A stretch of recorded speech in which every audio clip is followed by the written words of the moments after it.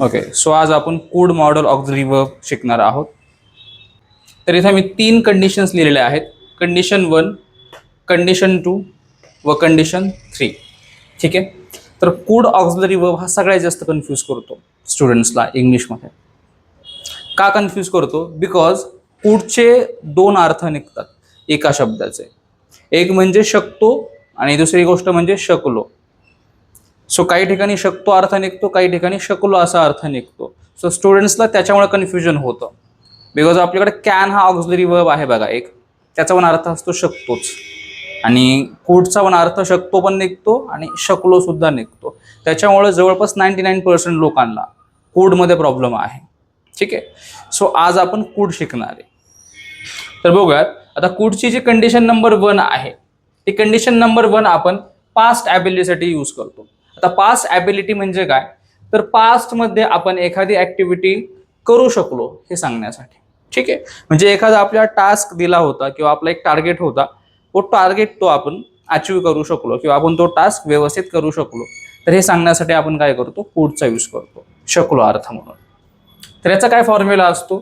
तर तुम्ही इथे सब्जेक्ट यूज करू शकता, देन कूड, त्याच्यानंतर V1 व शेवटी ऑब्जेक्ट. वर्बचा फर्स्ट फॉर्म येणार आहे इथे.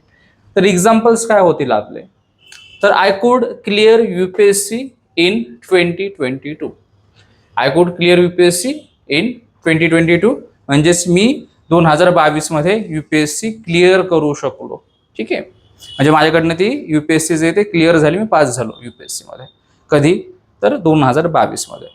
तर इथं जे आपण एक्झाम्पल्स पाहतोय हे कंडिशन नंबर 1 मध्ये, हे आपण एक्झाम्पल शकलो या अर्थाचे पाहतोय. ठीक आहे. Second example, he could win the medal. He could win the medal म्हणजेच तो मेडल जिंकू शकला. ठीक आहे. इथं पण काय झालं? शकलो, म्हणजे शकलो, शकला, किंवा ती ही गोष्ट करू शकली, ते सर्व लोक ही गोष्ट करू शकले, आम्ही सर्वजण UPSC पास करू शकलो. तर जसा सब्जेक्ट असेल तसं ते शकलो किंवा शकले वगैरे असा शब्द जो आहे तो चेंज होईल. पण शकलो, शकली, शकले हे काय असतात? पास्टचे शब्द असतात, लक्षात ठेवा. म्हणजे पास्ट मध्ये ही गोष्ट तुम्ही करू शकलात थोडक्यात. आता ही जी कंडिशन नंबर 2 आहे ती आहे पॉसिबिलिटीसाठी. याचा अर्थ काय आहे? की एखादी गोष्ट घडू शकते ही शक्यता सांगण्यासाठी. आपण एखाद्या गोष्टीचा अंदाज सांगतो ना, की मला असं वाटतंय की ही गोष्ट होऊ शकते, हे अशा प्रकारे होऊ शकतं. तर इथं आपण काय सांगतोय? शक्यता सांगतोय. आपण इथं काय करतोय? तर पॉसिबिलिटी सांगतोय आपण इथे. ठीक आहे. तर याचा फॉर्म्युला काय आहे? तर सेम जो कंडिशन नंबर 1 चा फॉर्म्युला आहे, तोच कंडिशन नंबर 2 चा सुद्धा फॉर्म्युला आहे. काय? तर सब्जेक्ट, त्याच्यानंतर कुड, देन V1 व ऍट दी एंड ऑब्जेक्ट. ठीक आहे. आता याचे वाक्य काय होतील? तर इट कुड रेन टुडे. इट कुड रेन टुडे म्हणजेच आज पाऊस पडू शकतो. सेकंड एक्झाम्पल, दिस प्लॅन कुड वर्क. हा प्लॅन काम करू शकतो. Then he could come tomorrow. तो उद्या येऊ शकतो. ओके. तर तुम्ही आता जर व्यवस्थित नीट पाहिलं तर हा फॉर्म्युला आणि हा फॉर्म्युला जवळपास सेमच आहे. ओके. म्हणजे समजा एखादा व्यक्ती जर असा बोलला की इट कुड रेन, इट कुड रेन, आता याचा अर्थ असा पण निघू शकतो की पाऊस पडू शकतो, आणि इट कुड रेनचा अर्थ पाऊस पडू शकला असं सुद्धा होतो बरं का. मग ओळखायचं कसं की नक्की हा सेंटेन्सचा मीनिंग शकतो आहे की शकला आहे? तर हे ओळखणार कशावरून आपण?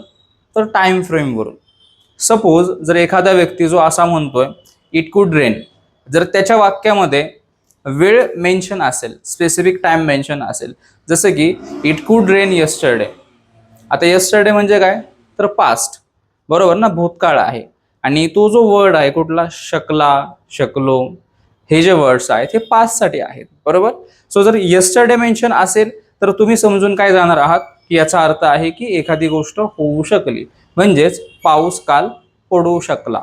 पण एखादा व्यक्ती असा म्हणतोय की इट कुड रेन टुडे, इट कुड रेन टुडे. आता समजा आज पाऊसच पडला नाही आणि तो व्यक्ती काय म्हणतोय की इट कुड रेन टुडे. मग याचा अर्थ काय आपण घेऊ शकतो की पाऊस तर पडला नाही, आणि हा इट कुड रेन टुडे म्हणतोय, याचा अर्थ मग की पाऊस पडू शकतो असा होईल.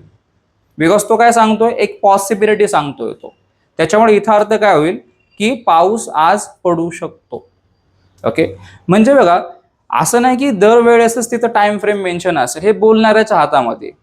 ठीक आहे, तर बोलणाऱ्या व्यक्तीच्या हातामध्ये तो तिथं वेळ मेन्शन करेल की वेळ मेन्शन करणार नाही ते.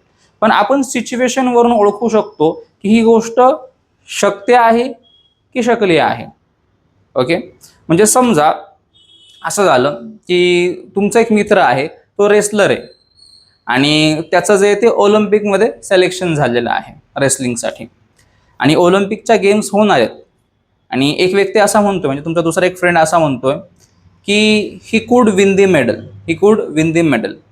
आता बघा ऑलिम्पिक्सच्या गेम्स झाल्यात का, तर नाही झाल्या. ऑलिम्पिकच्या गेम्स ह्या होणार आहे, त्याच्या रेसलिंगच्या मॅचेस ह्या होणार आहेत. तर होणाऱ्या गोष्टीसाठी नेहमी आपण काय यूज करतो, शकतो असा अर्थ यूज करतो. ठीक आहे, नेहमीच होणाऱ्या गोष्टींचा अर्थ काय निघतो, तर शकतो असा निघतो, की ज्या झाल्या नाहीत, ज्या होणार आहेत येत्या काळामध्ये. ओके, मग एखादा व्यक्ती जर फ्युचरच्या इव्हेंटबद्दल जर एखादा सेंटेन्स बोलतोय की he could win the medal, याचा अर्थ काय, तर आपण एक अंदाज सांगतोय, म्हणजे तो व्यक्ती एक अंदाज सांगत आहे, एक पॉसिबिलिटी सांगत आहे की हा जो आहे तो मेडल जिंकू शकतो. पण समजा असं झालं की ऑलिम्पिकच्या ज्या गेम्स आहेत आणि याच्या ज्या रेसलिंग मॅचेस आहेत त्या होऊन गेल्या. ओके, याच्या ज्या रेसलिंग मॅचेस आहेत त्या रेसलिंग मॅचेस 1 आठवड्यापूर्वीच होणार होत्या आणि 1 आठवड्याच्या नंतर तुम्हाला तुमचा एक मित्र असा म्हणतोय की he could win the medal. याचा अर्थ आपण काय घेणार, तर शकला असं घेणार ना, की तो मेडल जिंकू शकला का, बिकॉज रेसलिंगच्या ज्या मॅचेस आहेत त्या रेसलिंगच्या मॅचेस होऊन गेल्यात. तर जी गोष्ट होऊन गेली तिथं मग काय होणार आहे, शकला, शकलो, शकले किंवा शकलो. ठीक आहे, पण ज्या गोष्टी होणार आहेत तिथं मग अर्थ काय निघतो, शकतो, शकते, शक्ती. ठीक आहे, असं निघेल त्याचा अर्थ. समजतंय मी काय म्हणतोय, म्हणजे पॉसिबिलिटी हा अर्थ निघेल. आणि तो शकला वगैरे याचा अर्थ काय, तर पास्ट ॲबिलिटी, म्हणजे ती गोष्ट सक्सेसफुली कंप्लीट होऊ शकली. समजतंय. तर बघा इथं तुम्ही प्रत्येक सब्जेक्ट यूज करू शकताय. प्रत्येक सब्जेक्ट म्हणजे काय, तर आय, यू, वी, दे, ही, शी, किंवा तुम्ही सिच्युएशन्स सुद्धा डिस्क्राईब करू शकता. जसं की इथं रेनची सिच्युएशन आहे, सो तुम्ही इथं इट यूज केला. then इथं प्लॅनची सिच्युएशन आहे, दिस प्लॅन, सो तुम्ही इथं दिस प्लॅन यूज केला. ओके, आता पुढचा जो यूज आहे म्हणजेच तुमची कंडिशन नंबर 3. कंडिशन नंबर 3 असते पोलाइट रिक्वेस्टसाठी. म्हणजेच काय, तर एखाद्याला विनम्र विनंती करण्यासाठी. ओके, तुम्हाला जर एखाद्याला खूप फॉर्मल रिक्वेस्ट करायची आहे, एखाद्याला खूप जास्त विनम्र विनंती करायची आहे, सो इन दॅट केस तुम्ही यूज करू शकता पुढचा. आता याचा फॉर्म्युला काय असणार आहे, तर तुम्ही सुरुवातीला कुड यूज करायचं आहे इथे, त्याच्यानंतर सब्जेक्ट यूज करायचा आहे, देन आपण V1 यूज करणार आहे व शेवटी ऑब्जेक्ट यूज करणार आहे. ओके, ज्यावेळेस तुम्हाला रिक्वेस्ट करायची आहे त्यावेळेस तुम्ही काय करणार आहे, कुड हा सुरुवातीला यूज करणार आहात. Okay, in the beginning. So examples काय होतील तुमचे, तर कुड आय सिट डाऊन, मी खाली बसू शकतो का. ठीक आहे, तुम्ही रिक्वेस्ट करताय की मी खाली बसू का. Then next example, could we leave office early today, आम्ही आज ऑफिस थोडं लवकर सोडू शकतो का, किंवा आज आम्ही थोडं लवकर ऑफिसमधून निघू शकतो का. इथं तुम्ही प्लीज पण मेन्शन करू शकता, जसं की could we please leave the office early today, आम्ही कृपया आज थोडं लवकर ऑफिसमधून जाऊ शकतो का. ओके, समजतं मी काय म्हणतोय ते. तर आपण कुठचे 3 युजेस पाहिले, कंडिशन 1, कंडिशन 2, कंडिशन 3. कंडिशन 1 काय सांगत होते, थोडंसं रिकॅप करतो. कंडिशन 1 मध्ये आपण पास्ट ॲबिलिटी पाहिली, म्हणजेच काय, तर पुढचा यूज आपण पास्टमध्ये एखादी गोष्ट घडली ते सांगण्यासाठी यूज करतो. जसं की एखादी गोष्ट होऊ शकली. एक एक्झाम्पल काय, तर I could clear UPSC in 2022, मी 2022 मध्ये UPSCची एक्झाम जे आहे ते क्लिअर करू शकलो. अजून एक महत्त्वाची गोष्ट म्हणजे दरवेळेसच असे टाइम फ्रेम्स नसतील. तुम्हाला जर टाइम फ्रेम्स यूज करायचे तुम्ही यूज करू शकता, पण समोरचा व्यक्ती दरवेळेसच टाइम फ्रेम यूज करेल असं नसतं, कारण समोरच्या व्यक्तीच्या हातामध्ये आहे. मग तो व्यक्ती एकतर तुम्हाला तिथं इयर सांगेल किंवा पास्ट मधला टाइम सांगू शकतो, किंवा त्याच्या बोलण्यामध्ये पास्ट मधला टाइम हा नसू पण शकतो. ओके, दुसरी कंडिशन म्हणजे काय, तर आपण पॉसिबिलिटीसाठी यूज करतो कुड, जसं की एखादी गोष्ट घडू शकते ही शक्यता सांगण्यासाठी. इथलं काय एक एक्झाम्पल, तर ही कुड कम्स टुमॉरो, इथं आपण एक अंदाज सांगतोय काय, की तो उद्या येऊ शकतो. शी कुड score 90% marks in the HSC exam. ती HSC एक्झाममध्ये, HSC बोर्डच्या एक्झाममध्ये 90% मार्क्स जे ते स्कोर करू शकते. ओके. त्याच्यानंतर थर्ड यूज आपण काय पाहिला, तर पोलाइट रिक्वेस्टसाठी, एक फॉर्मल रिक्वेस्ट जी आहे ते करण्यासाठी. इथलं काय एक्झाम्पल, तर could we please leave office early today. आम्ही प्लीज आज थोडंसं ऑफिस लवकर सोडू शकतो का, किंवा आम्ही थोडंसं आज प्लीज ऑफिसमधून लवकर निघू शकतो का. ठीक आहे. सो काही डाऊट्स आहेत का तुमचे याच्यामध्ये, सांगा.